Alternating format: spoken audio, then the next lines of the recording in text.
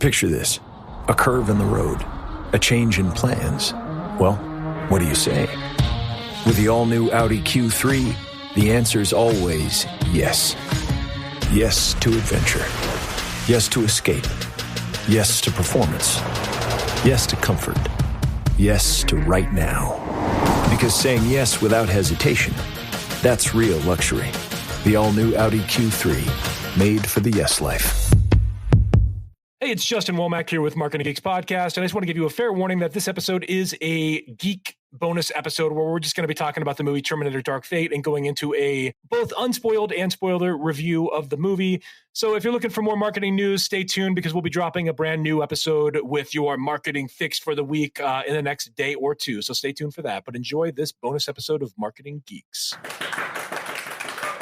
Ladies and gentlemen, we're taking a little break from our regular news segment because something big has happened, an event, if you will, known as the Terminator Dark Fate. And before we started this recording, I was telling Justin how excited I was to see this movie. We've talked about how excited we both were, and he has warned me against seeing this movie. And thus, he has decided to tell me a spoiler review. Give me a spoiler review. Well, let's do this first. Let's give like a 30-second non-spoiler review first. And here, are you ready for it? Okay. It's terrible. It's freaking awful. That's my non-spoiler review. Now let's get into the meat of this episode and give the spoiler review now. Ladies and gentlemen, welcome to the Marketing Geeks. Marketing Geeks. All right, so you're going to tell me the story of Terminator Dark Fate and spoil it for me because I got to say it looked like a stinker walking into it. So it did, and I said that it looked like the trailers were not great. I just had faith because it was James Cameron back on board. It was the sequel to Terminator 2. They had ignored the other sequels, and I'm like, okay, this is like the right direction. And I'm like, I'm gonna hold out hope here, but James unfortunately, Cameron, my dreams were crushed. And James Cameron, he finally got the rights back, and so it was like, great, he's going to be doing a decent Terminator movie. We're going to finally see a decent Terminator movie. And I thought that like they must have been working on the script for a long time because like James Cameron kind of rushed the sequel after he got the rights back. So I'm like, oh, he must have had a story cooked up, like ready to go. And no. Okay, so lay it out, buddy. What happened? Okay, so let's get into it. So the movie, the first like minute of the movie is a retread of the Sarah Connor scene in the psych facility from Terminator 2. So it's actually recycled footage from Terminator 2. That was probably the best part of the entire movie, right there. And just so you know, everybody, if you're planning on seeing Terminator, stop listening now. Go see it and then listen to the show because he's gonna spoil it. So it starts off with her archive footage. We'll call it archive footage. Mm-hmm. And then we get into a quick voiceover, Sarah Connor explaining that they stopped Judgment Day, and then we get a cut scene, and then we cut into a beach in Mexico. Because if you've seen Terminator 2, it ends up with Sarah and John going to Mexico, and they're at a bar in Mexico. Sarah's just chilling on the bar. She got, she still looks like Terminator 2 age. John Connor is at the bar. So this is in 1998. So this is 7 years after Terminator 2, but John Connor has not aged one day. He looks identical to Terminator 2. So 7 years later, he hasn't aged a day. So when you first saw the opening, what were you thinking? Like when you saw the opening? Oh, I was excited because I'm like, okay, cool. John Connor is in this movie. First of all, that was exciting. That confirmed John Connor's actually in the movie. But then, within the first 20 seconds of the scene, all of a sudden, a young Arnold Schwarzenegger Terminator walks up and pulls out a shotgun and bang, bam, bam, shoots John Connor dead 3 times in the chest. Pretty brutal. And Sarah Connor tries to stop him. She pulls out a handgun, and that Terminator just kind of throws her down. And all of a sudden, we have a dead John Connor. And the idea being like the general concept here is like, okay, this resets everything. So now it's like, we don't know what's coming. But the problem is this kind of gets into like the Alien 3 territory where they killed off like 2 lead characters in the opening scene. You kind of just shit on Terminator 2 right there. The whole point of the movie was like keeping John Connor alive and like the future of the resistance. But really like all you had to do was stop Miles Dyson. So once they stopped Dyson and they blew up that factory, the whole end scene of Terminator 2 was really unnecessary. They didn't need to do anything else. That was like all they had to really do was just stop the Skynet facility, and that was enough. But I think what they were trying to do is stop Edward Furlong's acting. Is what? and now this comes from somebody else, but I was saying because this Arnold Schwarzenegger, he kills John Connor and he survives, and I'll tell you what he does in a second here. But in Terminator 2, one of the points of remember Arnold Schwarzenegger sacrifices himself at the end of Terminator 2 because he can't let that chip be found by other people where Skynet could still exist. But in this movie, it turns out he didn't really need to sacrifice himself because this Terminator that killed John Connor goes out to the woods and he starts a family. And he starts a drape company. He gets married. He becomes an adopted father to a kid. And then Are you fucking with me right now? I'm not. And he decides that he feels bad that he killed John Connor because it turns out that he didn't even need to kill John Connor because the future had already been stopped. So it was kind of like just a wasted kill. It was like, whoops, that was just my programming. I didn't really have to do it. So and so like he's got his own drape company. He's got a drape company. He goes by Carl now. His name is Carl now. So that's his new name. So finally James Cameron gets this, and what is he just like? Is he Rickrolling us? Like what the hell? Well, this is actually kind of revealed later on in the movie about the Terminator, being Carl and all that. So really what happens is we kind of go from John Connor dying to the next set piece, which is in Mexico. And we have our two new protagonists or our two new main character Terminators being introduced. And really you're getting a retread of Terminator 1 or Terminator 2, where we have the two new Terminator, or that we have the person from the future being introduced, who is now a half woman, half machine hybrid. She's an enhanced human. And then you have the villain Terminator, who is basically a combination of a T-800 and T-1000. So he's got like a liquid metal outer shell and a hard inner shell. So he can split into two if he feels like it. Didn't Terminator 3 already do that? Where she was like...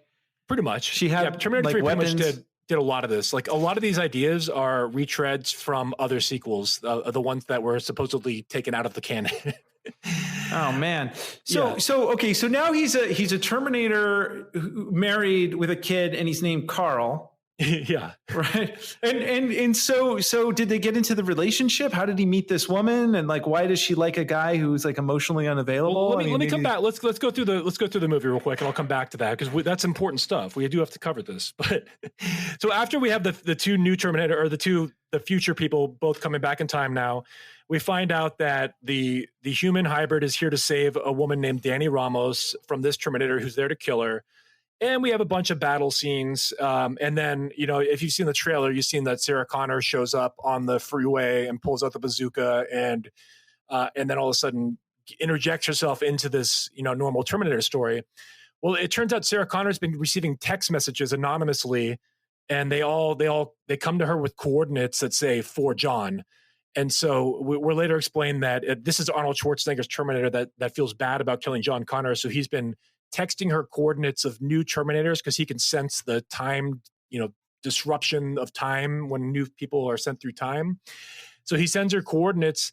However, how does he sense it? Is there like some awesome 6G network that he's tapping into? He's just texting her with encrypted text messages. That's all. Just encrypted text. Okay. Of course. And then she's just going and killing the Terminators. And so she gets this text. However, this is not where that Terminator arrives. So there's no explanation why she would know to go to the freeway and find them there, because they didn't arrive there. They arrived somewhere totally different in Mexico, but she just happens to find them on the freeway and pull out her bazooka and, shoot at them. So they sent back more Terminators into a future that has been erased because they stopped Skynet. Oh, you're going to love this. Okay, so Skynet's been stopped, right?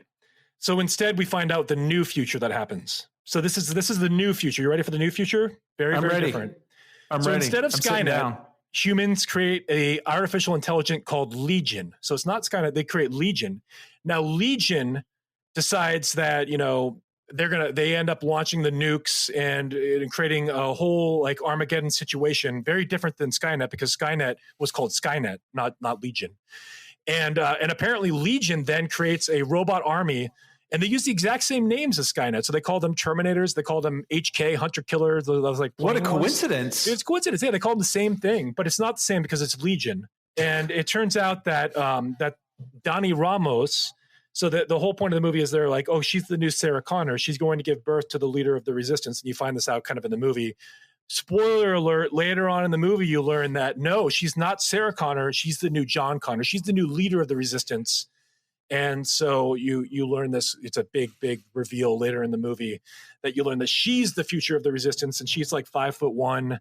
She tries to act tough in a couple scenes, and it's like it's kind of hard to like really see her as leading an entire resistance movement when like she has no military experience. There's no explanation for why she would be able to do this. She's like, well, neither did Sarah Connor. She was just a waitress initially.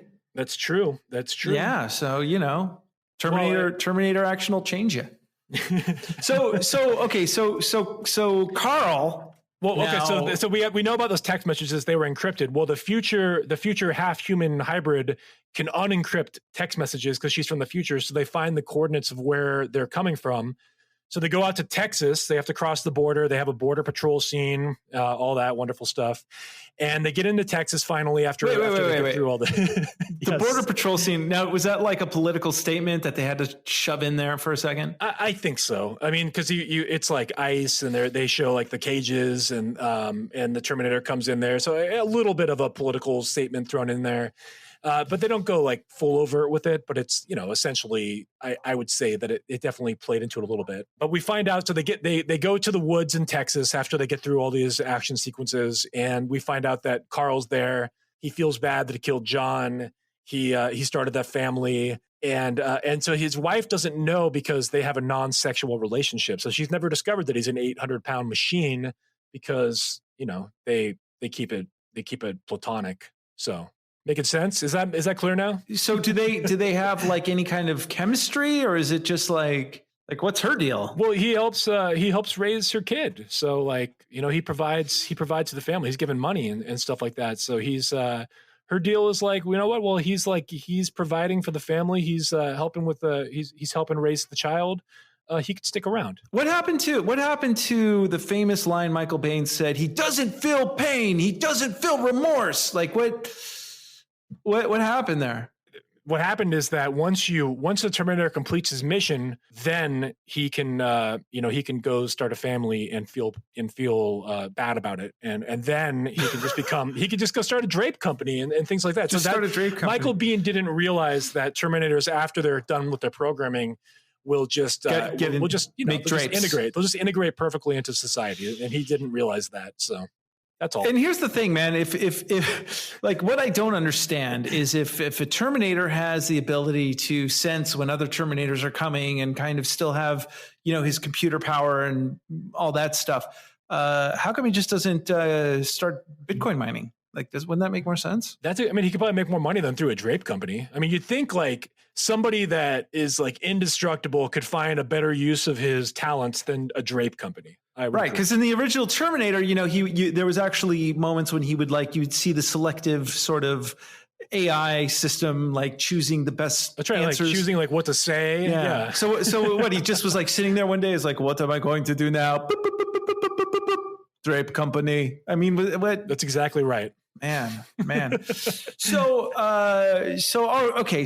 first of all, Edward Furlong killed him off. Now there's like chase. Not even a line of dialogue. Maybe like one word, but I don't even think he said a word. I think just killed without even a line. Man, that's too bad. So what? Was there any cool moment, like a moment where you're like, that was a great sequence, or that was like that was a good surprise? Well, I see. For me, like I'm not that into actual like dumb action sequences. And there were a bunch of dumb action sequences that I feel like were completely unnecessary. They were just shoehorned in there to try to add action to the movie. Like if you've seen the preview again, there's a plane sequence that you've probably seen. They're in like a military plane. They drive a Hummer out of a military plane. They have a parachute attached to it. The parachute lands on like a dam, maybe the Hoover Dam. I'm not sure if that's explained, but it looks like the Hoover Dam, and it's like hanging over the edge, and it ends up falling off the dam with Sarah's inside, and the new leader of the resistance, I believe, is inside the Jeep or the Hummer.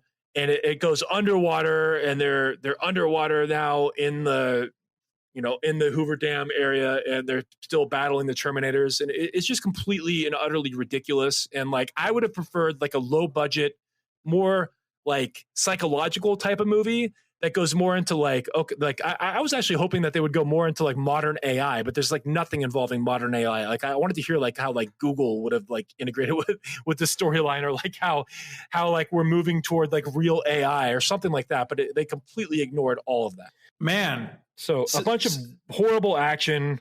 Like I just hated every minute of the movie. So did they leave it open expecting there'd be another one? Like, what happened at the end?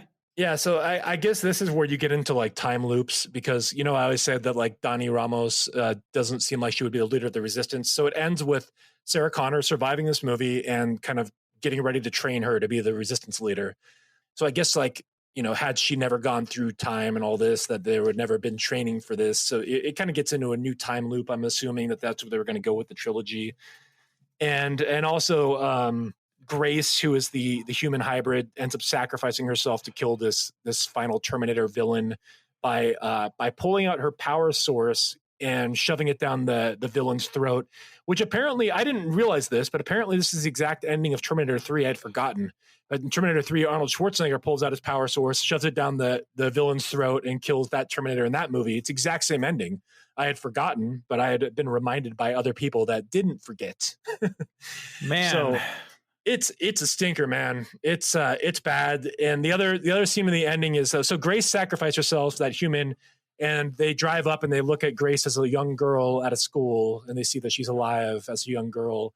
So I think in the future now, you're going to have like that Dani Ramos would have met Grace, and it would have been like, she's like the Kyle Reese, and she would have needed to send her back, and all that like kind of time loop stuff would have maybe been explained in a trilogy, but never going to happen now because this movie is a bomb. It's failed and it's over. The franchise is dead. Well, good. I'm let's hear it for our friends, the Terminators. I think if this ever gets revived, it needs to be revived under like the Blumhouse model, or the Blumhouse, however you pronounce that. Like, it needs to be a low budget, like psychological movie, like I'm talking about. And I think that's the only way you could revive this franchise. It would have to be super low budget. I mean, pretty low budget. We're talking like 40 million or lower. And it has to be less action. The first one was made for $3 million, man. How much? $3 million. $3 million. Terminator. Yeah. So you could make, in the 80s, you made that for $3 million. I think you could do it for $40 million. You could come up with some movie. They should have made this movie for like, I can't believe they spent $180 million in this movie and thought that was a good idea. Like, none of the other sequels had done well. Like, I don't understand it. Well, I don't know. It's somebody should have used that predictive AI to, So I say this though, that I'm passionate about the Terminator franchise. So if you went into this movie not knowing that much about Terminator and not caring about the mythology behind it, then maybe there was a good movie there. I couldn't enjoy it because I'm connected to the actual mythology. And I was so distracted by how annoyingly stupid the whole thing was that I couldn't actually see the movie that was happening in front of me because I was too distracted by like the dumb, stupid shit that was happening. So did Carl go back to his wife? Did that happen? Carl also died in the final fight. I don't. What happened to his wife? And the kid. I don't even remember what happened. I mean, none of these characters. I had like zero emotional connection to anybody in this movie. So when Carl left to go fight the big bad along with everybody else, he said a final goodbye. And he even said, I think there was a line in there where he's like, "I won't be back this time." He said something like that. So yeah, well, I guess he was predicting the future. All right, well, that's our spoiled review of Terminator Dark Fate. And I was a little passionate on this one, but you know what? Again, like, this was a movie that I had been somewhat looking forward to, and I had heard all the negatives and I had ignored them, and I should have listened. Well, you jumped on the grenade, so we don't have to. So thank you so much for that, Justin. You are a true friend and an amazing podcast co-host. Did you like our spoiler review? If you did, we'll do another one. If not, tell us to fuck off or whatever. But with that, ladies and gentlemen, next week or in the next few days, we'll have another awesome guest. And thank you for listening. Stay classy.